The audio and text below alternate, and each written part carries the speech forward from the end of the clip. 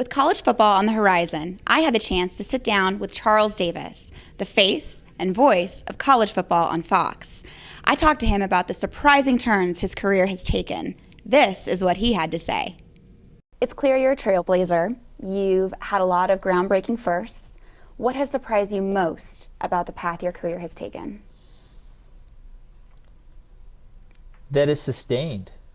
That while it wasn't steady upward progress, there were a couple times I thought the plateau had been reached, that it's sustained and that people continue to want me to work, often in different capacities. I'm always amazed when I get a phone call or a reference or, hey, would you be interested in doing?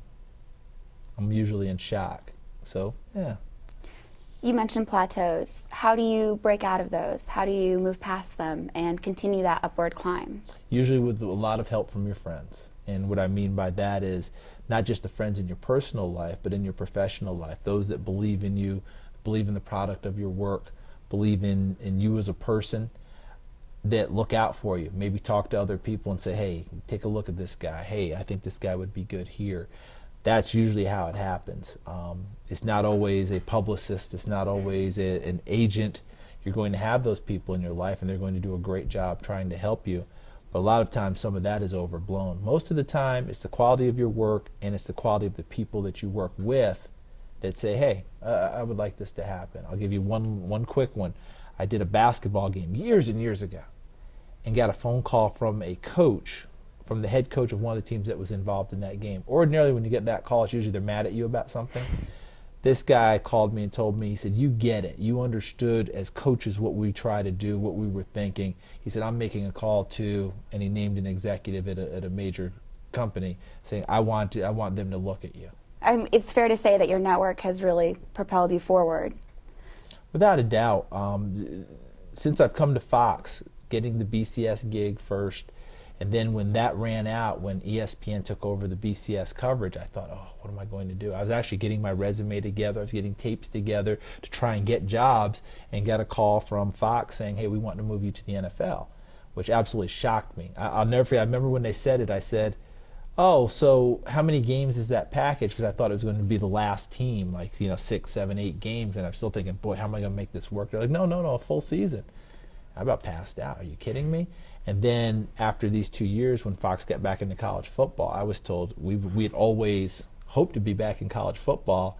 We just wanted to keep you. I thought it was a nice compliment. Absolutely.